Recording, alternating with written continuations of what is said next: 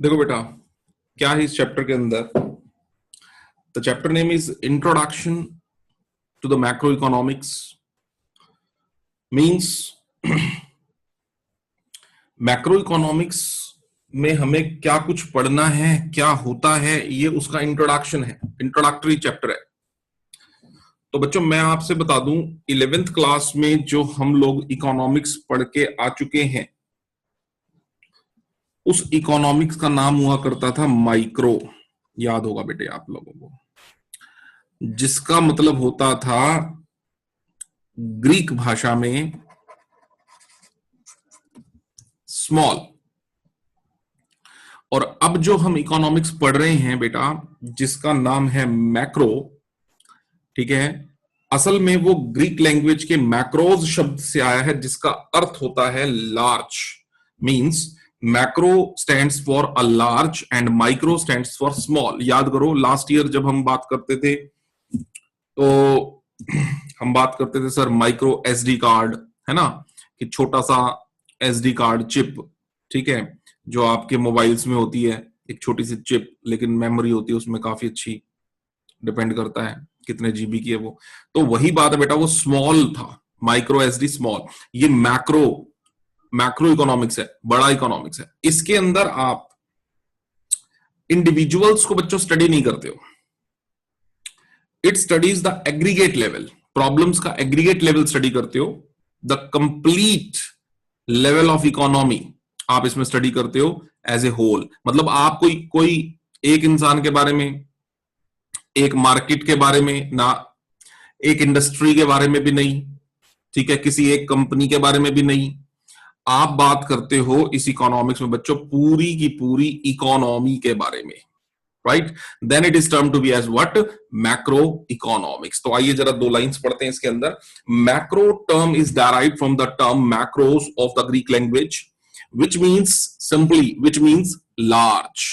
Thus, macroeconomics studies the economic problems, सारी की सारी economic problems at the aggregate level or the level of economy as a whole. यानी इसके अंदर हम सारी की सारी problems को बड़े लेवल पर स्टडी करते हैं, इसलिए हम इसको मैक्रो इकोनॉमिक्स बोलते हैं, राइट। हम बात बिल्कुल नहीं करते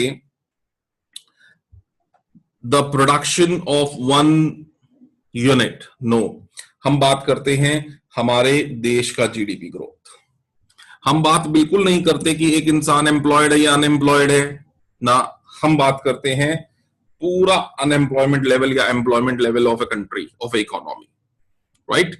हम बात नहीं करते एक पर्टिकुलर चीज का, प्रोडक्ट का प्राइस बढ़ गया या घट गया ना, हम बात करते हैं पूरी इकोनॉमी में ऑल ओवर जो aggregate level of the prices है उसमें अप आया या फॉल आया। अगर तो अप आया, this is known to be as inflation, महंगाई। अगर फॉल आया, that is known to be as deflation. But it does not, we are not here connected with a single product, a single market, ठीक है। तो किसी singular चीज के साथ हम अटैच्ड नहीं है यहां पर। यहां हम कंप्लीट इकोनॉमी के जनरल प्राइस लेवल के बारे में बात कर रहे हैं, तो हम बात कर रहे हैं इन्फ्लेशन और deflation. Problems of funds for investment, ठीक बात है जी। Exchange rate, balance of payment, right, read कर चुके हैं आप लोग ये वाली बातें सब। तो हम इन सब बातों को इस इकोनॉमिक्स के अंदर पढ़ने वाले हैं, that is called the macro economics. Okay, next point बच्चों, माइक्रो मैक्रो में डिफरेंस क्या है। आपकी इस बुक का मैक्रो, आपके सिलेबस का, 12th के सिलेबस का, ये एक अच्छा क्वेश्चन है, इंपॉर्टेंट क्वेश्चन है। क्या डिफरेंस है जी माइक्रो इकोनॉमिक्स और मैक्रो इकोनॉमिक्स में, क्या डिफरेंसेस हैं? तो आपको पता है बच्चे, लास्ट ईयर जब आपने माइक्रो इकोनॉमिक्स को स्टडी किया तो आपने इंडिविजुअल्स के बारे में बात करी, ठीक है ना। एक मार्केट में एक बायर, एक कंज्यूमर, नहीं तो मार्केट की डिमांड, इंडिविजुअल की डिमांड, ठीक है। एक इंडिविजुअल क्या सप्लाई करना चाहता है, पूरी मार्केट में उस प्रोडक्ट की सप्लाई क्या है, यही तो कंज्यूमर का इक्विलिब्रियम, प्रोड्यूसर का इक्विलिब्रियम, है ना, यही तो पढ़ा, इंडिविजुअल्स को पढ़ा। यानी इकोनॉमिक प्रॉब्लम्स को अगर हमें इंडिविजुअल लेवल पर स्टडी करना है तो हम माइक्रो इकोनॉमिक्स को पढ़ते हैं, लेकिन अगर हम उन्हीं प्रॉब्लम्स को जनरल लेवल पर द कंप्लीट इकोनॉमी लेवल पर एज ए होल हम उसको पढ़ते हैं तो हम मैक्रो इकोनॉमिक्स को पढ़ते हैं। सबसे पहला डिफरेंस है फोकस। स्टडी फोकस क्या है? वो स्मॉल पे फोकस है और उसका लार्ज पे फोकस है, पहला डिफरेंस। दूसरा डिफरेंस बच्चों, ऑब्जेक्टिव क्या है? जब हम बात करते हैं माइक्रो इकोनॉमिक्स में तो हम रिसोर्स एलोकेशन पे बात करते हैं। हम सिर्फ इतनी बात करते हैं कि मेरे जो रिसोर्सेज हैं वो प्रॉपरली एलोकेट हो जाएं। अब उस एलोकेशन ऑफ रिसोर्सेज में हमने, याद करो बच्चों, 11th में पढ़ा था व्हाट टू प्रोड्यूस, है ना, what to produce, what and how much to produce. In fact, the first problem was, second problem was how to produce, and the third problem was for whom to produce. और इन problems को justified करने के लिए, निकालने के लिए हम लोगों ने अपने रिसोर्स के एलोकेशन पर ध्यान दिया कि हम अपने रिसोर्स किस तरह से लगाएं कि इन तीनों प्रॉब्लम्स का आंसर हमें मिल जाए। ये पढ़ा हमने। लेकिन अब जब मैक्रो इकोनॉमिक्स पे बात होती है तो बच्चे बात ये होती है कि जो रिसोर्सेज हमारे पास अवेलेबल हैं, लैंड अवेलेबल है, लेबर अवेलेबल है, कैपिटल एंटरप्रेन्योरल स्किल्स अवेलेबल है, जो अवेलेबिलिटी हमारे पास है, क्या उनका फुल्लर यूटिलाइजेशन हो रहा है? कहीं उनका अंडर यूटिलाइजेशन तो नहीं हो रहा? और जो वो अवेलेबल रिसोर्सेज हैं, क्या कोई चांसेस है उसमें ग्रो करने के, उसको हम और बढ़ा सकें, ग्रोथ ऑफ रिसोर्सेज कर सकें? अगर हम उनके ग्रोथ के बारे में बात कर रहे हैं, अगर हम उनके फुल्लर यूटिलाइजेशन के बारे में बात कर रहे हैं, तो हम बात कर रहे हैं बेटा किस बारे में? मैक्रो इकोनॉमिक्स के बारे में बात कर रहे हैं। उस केस में हम मैक्रो इकोनॉमिक्स के बारे में बात कर रहे हैं। आई होप बच्चे क्लियर हो गया है।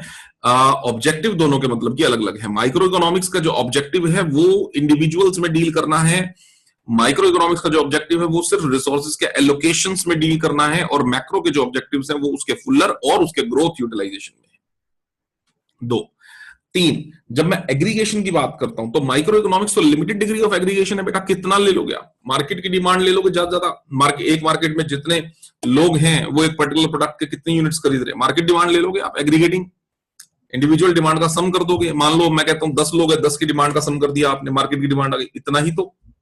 लेकिन बच्चों एक लिमिटेड डिग्री ऑफ एग्रीगेशन है यहाँ पे, है ना। तो वो कहता है market demand is derived by aggregating individual demands of all the buyers. लेकिन कितना? बस इंडिविजुअल्स की डिमांड को जोड़ा, एग्रीगेशन का लिमिटेशन है। लेकिन जब मैं बात एग्रीगेट डिमांड की करता हूं, is derived for the entire economy, for all the goods and services, by all the consumers. समझ रहे हो? तो हम बात करते हैं वहां पर हाईएस्ट डिग्री ऑफ एग्रीगेशन की। तो माइक्रो इकोनॉमिक्स के अंदर बच्चे बहुत ही लिमिटेड डिग्री ऑफ एग्रीगेशन है, और मैक्रो इकोनॉमिक्स के अंदर बच्चों हाईएस्ट डिग्री ऑफ एग्रीगेशन है। ये हो गया आपका next topic, degree of aggregation. फिर बात टूल्स बहुत सिंपल है। जब मैंने आपको माइक्रो कराया लास्ट ईयर तो डिमांड और सप्लाई के बारे में बात करी थी हमने, और अब हम कई चैप्टर पढ़ चुके हैं। ठीक है, तो हम बात किस पे करते हैं अब हम लोग? क्या डिमांड सप्लाई पे बात करते हैं बेटा इस इकोनॉमिक्स में? नहीं, अब हम बात किस पे करते हैं? एग्रीगेट डिमांड और एग्रीगेट सप्लाई पर। राइट होगी बात? ठीक है, ओके। जब हम माइक्रो इकोनॉमिक्स स्टडी करते हैं तो बच्चों मैक्रो वेरिएबल कांस्टेंट है ये मान के चलना पड़ेगा। यानी एक पर्टिकुलर प्रोडक्ट की डिमांड पर जब स्टडी कर रहे हैं तो हमें मान के चलना पड़ेगा कि देश की नेशनल इनकम सेम है, पर कैपिटा इनकम सेम है, कंजम्पशन पैटर्न में कोई बदलाव नहीं है, जिसको हम एमपीसी वगैरह बोलते हैं, ये सब सेम है, मैक्रो वेरिएबल सेम है। और जब हम मैक्रो इकोनॉमिक्स के बारे में बात करते हैं बेटा तो हमें मान के चलना पड़ेगा माइक्रो वेरिएबल सेम है। राइट? हम जब एम्प्लॉयमेंट अनएम्प्लॉयमेंट के बारे में बात करते हैं तो हमें माइक्रो लेवल, एक पर्टिकुलर प्रोडक्ट का प्राइस, एक पर्टिकुलर प्रोडक्ट की डिमांड, एक पर्टिकुलर प्रोडक्ट की सप्लाई, इन फैक्टर्स में बदलाव नहीं होता, ये मान के चलना पड़ेगा, तब हम मैक्रो वेरिएबल्स पे बात करेंगे। ठीक है जी। यहां मार्केट मैकेनिज्म बहुत इंपॉर्टेंट रोल प्ले करती है, और बच्चे यहां पर गवर्नमेंट का रोल बड़ा ही अहम हो जाता है। वहां मार्केट मैकेनिज्म क्यों इंपॉर्टेंट रोल प्ले करती है बच्चों? याद करो, एक चैप्टर 11th की इकोनॉमिक्स का आखिरी चैप्टर याद करें आप लोग, interaction of demand and supply, वो क्रॉस वाला चैप्टर याद करें। वहां पर प्राइस का डिटर्मिनेशन, ठीक है, बहुत सारे फैक्टर्स हुआ करते थे, डिमांड बदल जाए, कम हो जाए, मतलब increase decrease, supply increase decrease, simultaneously दोनों का इंक्रीज डिक्रीज, सब पढ़ा हमने वहां पर। तो मार्केट मैकेनिज्म बहुत इंपॉर्टेंट रोल प्ले करता है बच्चे। और यहां पर इतनी कोई बड़ी बात नहीं है, यहाँ पे गवर्नमेंट का रोल इंपॉर्टेंट है। गवर्नमेंट की बहुत सारी पॉलिसीज हैं, ठीक है, मॉनेटरी पॉलिसी है, फिस्कल पॉलिसी है, और बहुत सारी पॉलिसीज है। तो गवर्नमेंट की पॉलिसीज का बड़ा इंपॉर्टेंट रोल है मैक्रो की जो पॉलिसीज है उसको डिफाइन करने के अंदर। अब इसकी जो थ्योरीज हैं, इसकी जो स्टडी है माइक्रो की, वो हमने पढ़ी है। याद करो शुरू शुरू में क्या पढ़ा था? Theory of demand, consumer equilibrium, producer equilibrium, theory of production, theory of cost, है ना, ये सब इसकी थ्योरीज हैं। इसमें भी आपको पढ़ा चुका हूं क्या क्या। नेशनल इनकम पढ़ी इसके अंदर हम लोगों ने, है ना, एम्प्लॉयमेंट को पढ़ा है, अनएम्प्लॉयमेंट को पढ़ा है, जनरल प्राइस लेवल है, ठीक है, यहाँ की थ्योरीज फॉरेन एक्सचेंज रेट है, बैलेंस ऑफ पेमेंट है, ठीक है, इसकी जो है थ्योरीज ये अलग है। तो ये डिफरेंसेस हैं बच्चे दोनों के बीच में, माइक्रो मैक्रो के बीच में जो है ये बड़े डिफरेंसेस हैं। अब ये क्वेश्चन हमारा एक तो इंपॉर्टेंट हो गया बच्चे। एक क्वेश्चन हमें इसके अंदर जो और हमें पता होना चाहिए वो हमारा क्वेश्चन आ जाता है बच्चे यहां पे, micro and macroeconomics are two sides of the coin, यानी कॉम्प्लीमेंट्री करते हैं, कॉम्प्लीमेंट करते हैं एक दूसरे को। क्या ये बात सही है कि या फिर ये बात गलत है? ये क्वेश्चन आ गया जी हमारा कि micro and macroeconomics are the two sides of the same coin, that means complementary to each other. ये दोनों चीजें एक दूसरे को कॉम्प्लीमेंट करती हैं। क्या ये सही है कि या फिर ये गलत है? ये हमारे सामने क्वेश्चन है। तो बच्चे स्टेटमेंट बिल्कुल सही है, आओ मैं आपको डिटेल कर देता हूं। पहला जो पॉइंट आ जाता है यहां पे कि macro economics basically micro economics पे डिपेंडेंट है। मैं बताता हूं आपको कैसे। उसके कुछ छोटी मोटी बातें मैं क्लियर कर देता हूं, आपको समझ में आएगा कि हाँ बिल्कुल सही बात है। अभी हम बात क्या कर रहे हैं? मैक्रो का डिपेंडेंट होना माइक्रो पे। लिख दे, ये देखो, macro economics dependent upon micro. How macro depends upon micro.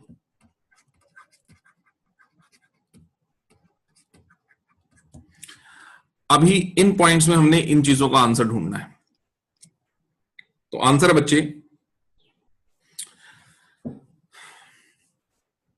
जब मैं माइक्रो में इंडिविजुअल लेवल ऑफ सेविंग की बात करूं, इंडिविजुअल,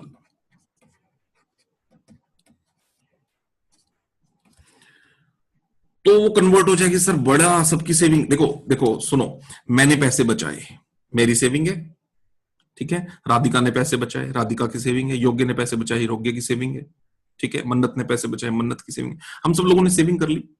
बेटा इन सेविंग्स का जोड़ लो, इनको जोड़ लो, ये किस में कन्वर्ट हो जाएगी? एग्रीगेट लेवल ऑफ सेविंग में, राइट। बेटा हम लोगों से ही तो देश बना है। अगर हम लोग जोड़ते जाएंगे, या ये बात सिर्फ सेविंग पे क्यों, ये कंजम्पशन पे आ जाओ ना। मैंने कंज्यूम किया, आप लोगों ने कंज्यूम किया, सबकी कंजम्पशन का सम कर दो, एग्रीगेट कंजम्पशन हो गया। बहुत सिंपल है, बहुत सिंपल है। तो इंडिविजुअल्स का सम करके ही तो हम मैक्रो पे जाएंगे। माइक्रोस के कंटेंट्स जोड़ेंगे तो मैक्रो कंटेंट बन जाएगा। यही बात बेटा यहां क्या रखी है, ये देखो, aggregate savings and aggregate investments किसके ऊपर डिपेंड करता है? इंडिविजुअल के सेविंग पे, इंडिविजुअल के लेवल के कंजम्पशन पे। इंडिविजुअल्स जैसा बिहेव करेंगे उन सबका सम जो है वो नेशनल लेवल क्रिएट कर देगा। बहुत सिंपल है। हम सब लोगों का फैक्टर इनकम का सम कर दो बच्चे, नेशनल इनकम बन जाएगा। सोचो, we all provides the factor of production ना, in the next chapter we have studied it already, कि हम सब लोग फैक्टर ऑफ प्रोडक्शन प्रोवाइड करते हैं। मेरे पास जमीन हो सकती है, मैं किराया लूंगा, रेंट, है ना। मेरे पास पैसा हो सकता है, कैपिटल, मैं इंटरेस्ट कमा लूंगा। मैं एंटरप्रेन्योरल स्किल्स दे सकता हूं, मैं प्रॉफिट कमा लूंगा, ठीक है। मैं एज ए लेबर काम कर सकता हूं, मैं वेजेस एंड सैलरीज कमा लूंगा। तो बच्चे मैं जोन सी भी फैक्टर सर्विसेज दूंगा, अगेंस्ट उसके मैं फैक्टर पेमेंट्स लूंगा, मेरी फैक्टर इनकम बन जाएगी। सब लोगों की फैक्टर इनकम्स का सम कर दो बेटे, तो नेशनल इनकम बन जाएगी। सोचो, नेशनल इनकम में और क्या पढ़ा था? It refers to sum total of the factor income ही तो पढ़ा था बेटा। याद करो नेशनल इनकम की definition, it refers to sum total of the factor income, है ना, of the normal residents of a country. यही तो पढ़ा था ड्यूरिंग एन अकाउंटिंग ईयर। ये नेशनल इनकम होती है। तो वही बात बता, वो कह रहा है कि सबकी फैक्टर इनकम जोड़ देंगे तो नेशनल इनकम तक पहुंच जाएंगे, सबकी डिमांड जोड़ेंगे एग्रीगेट डिमांड आ जाएगी, तो क्या पढ़ा ये कि इंडिविजुअल्स के ऊपर ही जो है मैक्रो लेवल वो डिपेंड करता है। हम इंडिविजुअल्स जो बता रहे हैं, इंडिविजुअल्स के ऊपर डिपेंडेंट ही हमारा सारा का सारा मैक्रो लेवल है। तो बच्चों ये थी हमारी पहली बात कि macro economics depends upon micro economics, first thing. अब बात आती है micro economics depends upon macro economics. क्या ये भी है, क्या ये भी सही है कि माइक्रो इकोनॉमिक्स डिपेंड करता है मैक्रो इकोनॉमिक्स पे? तो यस, यहां भी बात काफी हद तक सही है। मैं बता देता हूं आपको, देखो यहां पर ये क्लियर कर रखा है। जैसे मैं बोलूं बेटा गवर्नमेंट हम पर ज्यादा टैक्स लगा दे, सोचो, नीचे लिख के बताता हूं, टैक्स रेट्स गवर्नमेंट बढ़ा दे, बताओ बच्चे इसका इंपैक्ट क्या पड़ेगा? अगर मुझ पे आप पे सब पे टैक्स रेट बढ़ जाए, क्या होगा? हमारी पीडीआई बोले तो पर्सनल डिस्पोजेबल इनकम कम हो जाएगी बेटा, खर्च करने की इनकम हमारी कम हो जाएगी। अगर हम खर्चा कम कर पाएंगे, इनकम कम हो जाएगी अगर हमारी, तो फिर उसका इंपैक्ट क्या पड़ेगा बच्चों? कंजम्पशन सर वो भी कम हो जाएगी। अब हम सब लोगों की कंजम्पशन का कम होना कौन सी इकोनॉमिक्स का फैक्टर है? माइक्रो। और टैक्स रेट्स का बढ़ना ये कौन सी इकोनॉमिक्स का कंटेंट है? Sir macro. तो बेटा मैक्रो का इंपैक्ट कहां पर देखने को मिल गया अब आपको? सर माइक्रो पे। तो बेटा बात जो ऊपर लिखी बिल्कुल सही है, micro economics also depends upon macro. सोचो आप, वही है ना। और ये जो दूसरे वाली बात है भी बिल्कुल सिंपल लिखी है, wage rate in a particular industry is affected by overall wage rate in the economy as a whole. हमारे देश में बच्चों क्या वेज रेट चल रहा है उसी पर तो डिपेंड करेगा कि हमारे पानीपत में क्या वेज रेट चल रहा है। सोचो आप, सोचो, है ना। अगर ओवरऑल सब जगह पर वेज रेट गवर्नमेंट का जो है अकॉर्डिंगली सब जगह वेज रेट बढ़ जाए, तो माइक्रो लेवल पे भी वेज रेट बढ़ाना पड़ेगा। और सब जगह अगर वेज रेट घट जाए तो माइक्रो लेवल पे भी वेज रेट घटाना पड़ेगा, है ना।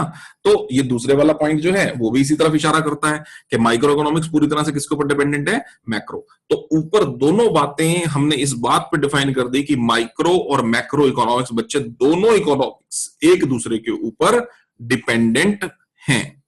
चलिए बच्चों यहां तक एक बार फटाफट से रिवाइज कर लीजिए। ये लो, मैं ये डिफरेंस कर दिया स्क्रीन पे, जल्दी से एक बार देख लीजिएगा और ओके करते जाइए फटाफट, ताकि मैं इसका बचा कुचा। एक छोटा सा पॉइंट आ जाता है बच्चों यहां पर, माइक्रो मैक्रो पैराडॉक्स। अभी हम कुछ ऐसी बातें पढ़ने वाले हैं जो माइक्रो और मैक्रो के डिफरेंसेस को बताती हैं। कैसे सर? बच्चों हमने ये पढ़ लिया कि माइक्रो पे मैक्रो डिपेंडेंट है, मैक्रो पे माइक्रो डिपेंडेंट है, पढ़ लिया हमने। अब हम कुछ बातें ऐसे कर रहे हैं जो इनके पैराडॉक्स को एक्सप्लेन करती हैं। Micro macro paradox, what is that? सुनो, पैराडॉक्स ऑफ सेविंग, पहला पैराडॉक्स ऑफ सेविंग। अभी आप सोचो इंडिविजुअल लेवल पर बच्चों सेविंग्स जो है वो बहुत अच्छा है। सोचो आप, सोचो, है ना। मैंने पैसा बचा लिया, बहुत अच्छा है, फ्यूचर में काम आएगा, अच्छा कहते हैं सेविंग को हम सब लोग। लेकिन बच्चों अब आप मुझे एक बात बताओ, मैक्रो लेवल पर अगर सब लोग बहुत सारा पैसा बचा बचा के अपने पास रखे जाए, खर्च नहीं करें, तो क्या होगा? क्या होगा? ये कि प्रोड्यूसर्स ने प्रोडक्शन करी पर आपने कंजम्पशन नहीं करी, आपने सारा पैसा सेव कर लिया, आपने कंजम्पशन एक्सपेंडिचर्स कम कर दिए। इससे क्या होगा? इससे फ्यूचर में प्रोड्यूसर के पास इन्वेस्टमेंट अपॉर्चुनिटीज कम हो जाएंगी, प्रोड्यूसर प्रोडक्ट बनाना ही बंद कर देगा, क्योंकि आप तो कंजम्पशन कम करके बैठे हो सब लोग, ठीक है ना। उससे क्या होगा, प्रोडक्शन कम हो जाएगी, प्रोडक्शन कम होगी तो उससे क्या होगा बेटा, जीडीपी ग्रोथ कम हो जाएगी, ग्रॉस डोमेस्टिक प्रोडक्ट कम हो जाएगा। बताइए कहीं हमारे देश के लिए फायदे की बात है? नहीं। आ गया ना एक कॉन्ट्राडिक्टरी मैटर दोनों के अंदर। अब हम क्या कहें, सेविंग अच्छी है या खराब है? तो बच्चे ये अब इसका आंसर देना बड़ा मुश्किल हो गया कि सर इंडिविजुअल लेवल पे कहें तो सेविंग बहुत अच्छी है, और अगर मैक्रो लेवल पे कहें तो कहीं ना कहीं सेविंग के जो नेगेटिव इंपैक्ट है वो हमारी प्रोडक्टिव एक्टिविटीज के ऊपर पड़ते हैं। इसको बोलते हैं माइक्रो मैक्रो पैराडॉक्स। समझ गए? आइए मैं यहां से भी डिटेल कर देता हूं। Saving is considered as virtue, as every individual must save a part of income for the future prosperity, but if all the individuals start saving, investment will fall in the economy, which leads to fall in the production. अब जब हम लोग consume ही नहीं करेंगे तो producer production करके क्या करेगा भाई? एम्प्लॉयमेंट खत्म, जीडीपी ग्रोथ कम। अब आप मुझे बताओ बच्चों, बड़ा मुश्किल हो गया हमारे लिए जवाब देना कि सेविंग अच्छा है करना या फिर अच्छा नहीं है। ठीक है, बिल्कुल सेम इसी तरीके से वेज रेट का पैराडॉक्स है, इसको आज आपको रीड करना है। मैं बात बता रहा हूं आपको मैक्रो इकोनॉमिक्स के फायदे क्या है, ये सिग्निफिकेंस है। स्कोप क्या है? स्कोप तो बच्चों इंडिविजुअली चैप्टर्स हैं, ये सब स्कोप्स जो हम यहां पर देखने वाले हैं ये सभी स्कोप्स इनफैक्ट आने वाले समय के सब चैप्टर्स हैं। जैसे हम लोग पढ़ेंगे national income and related aggregates, तो मैक्रो इकोनॉमिक्स का फर्स्ट स्कोप क्या है? नेशनल इनकम समझना। ठीक है, मैक्रो इकोनॉमिक्स का दूसरा स्कोप क्या है बच्चों? एम्प्लॉयमेंट लेवल को पढ़ना। फिर एक चैप्टर आएगा आपके कोर्स के अंदर, मनी को पढ़ेंगे आप, मनी की इंपॉर्टेंसेस को पढ़ेंगे, मनी के बेनिफिट्स को देखेंगे। जनरल प्राइस लेवल थ्योरीज हैं, ठीक है, गवर्नमेंट का बजट, ठीक है, exchange rate and balance of payment. तो ये जितने भी हैं चैप्टर्स हैं, इंडिविजुअल चैप्टर्स के अंदर आपको इन सब चीजों की नॉलेज हो जाएगी कि इन चैप्टर्स के अंदर बेसिकली क्या क्या होता है। राइट, तो बच्चे ये तो है हमारे स्कोप्स की मैक्रो इकोनॉमिक्स में क्या क्या पढ़ना है। अब बात आती है मैक्रो इकोनॉमिक्स की इंपॉर्टेंसेस क्या है, सिग्निफिकेंसेस क्या है। सुनो, सबसे पहला जो फायदा है ना मैक्रो इकोनॉमिक्स का, अभी हमने जो ऊपर बात करी कि नेशनल इनकम का पता चलता है जी अक्रॉस डिफरेंट सेक्टर। सेक्टर्स कितने हैं? Primary sector, secondary sector, tertiary sector, पता है हमें। तो हम एक तो नेशनल इनकम का एस्टिमेशन कर पाएंगे, अनएम्प्लॉयमेंट एम्प्लॉयमेंट लेवल्स को देख पाएंगे, गवर्नमेंट के बजट, फॉरेन एक्सचेंज, ये सब फायदे जो इकोनॉमी को मिलते हैं ये सब मैक्रो इकोनॉमिक्स के कंटेंट्स है, पहला फायदा। दूसरा, मैक्रो इकोनॉमिक्स से ही गवर्नमेंट बहुत सारी पॉलिसीज बनाती है, मैक्रो इकोनॉमिक्स के अकॉर्डिंगली ही बहुत सारी पॉलिसीज बनाती है जिसके थ्रू रोड मैप पूरा तैयार किया जाता है, देश को कैसे तरक्की उसमें करनी है, कितनी ज्यादा ग्रोथ होनी चाहिए, कितनी ज्यादा डेवलपमेंटल एक्टिविटीज होनी चाहिए, ये पूरा का पूरा जो रोड मैप है ना बेटा, ये मैक्रो इकोनॉमिक्स में ही डिफाइन किया जाता है। दो, तीसरा, स्टेबिलिटी मेंटेन की जाती है, इकोनॉमिक स्टेबिलिटी। इकोनॉमिक स्टेबिलिटी मतलब कैसे? ना तो देश के अंदर इन्फ्लेशन आए बहुत ज्यादा, ना ही बहुत जबरदस्त डिफ्लेशन आए, उसको मेंटेन करना चाहिए। ठीक है ना, बहुत ज्यादा इन्फ्लेशन खराब है, बहुत ज्यादा डिफ्लेशन खराब है, एक एक्चुअल लेवल मेंटेन होना चाहिए, इकोनॉमी में स्टेबिलिटी होनी चाहिए। उसके लिए गवर्नमेंट पॉलिसीज बनाती है, वो गवर्नमेंट की जो है मॉनेटरी पॉलिसी होती है, वो गवर्नमेंट की जो है फिस्कल पॉलिसीज होती हैं, तो इस स्टेबिलिटी के लिए बनाए जाते हैं। राइट, तो ये सब किसके कंटेंट्स है? Macro economics. मैक्रो इकोनॉमिक्स में ही आप पढ़ेंगे देश का बैलेंस ऑफ पेमेंट स्टेटस क्या है। अगर पॉजिटिव है, पढ़ चुके आप लोग चैप्टर बच्चों ये, अगर पॉजिटिव है तो इसका मतलब हमारे exports are greater than imports. और बच्चे अगर नेगेटिव है, अगर कहीं नेगेटिव है तो बच्चों क्या है? Our imports are greater than exports. Balance of payment status पता लगता है, और पता लगता है पॉवर्टी, एनवायरमेंटल पॉल्यूशंस वगैरह। ठीक है, थोड़ा बहुत ये भी नॉलेज हमें इसके अंदर होती है। और पॉलिसी फॉर्मेशन, डिमांड को कैसे बढ़ाया जाए, सप्लाई को कैसे बढ़ाया जाए, घटाया जाए, कंजम्पशन की पॉलिसीज बनाई जाती हैं, इन्वेस्टमेंट एक्सपेंडिचर्स के मूवमेंट्स को बताया जाता है। ये सारे के सारे जो कंटेंट्स है बच्चों, ये हमारे मैक्रो इकोनॉमिक्स के अंदर ही हम पढ़ते हैं। ठीक है बच्चों, और चैप्टर में और कुछ है नहीं बेटा, चैप्टर तो यही था, दैट्स इट, इट्स डन। अच्छा एक मिनट और, ये कुछ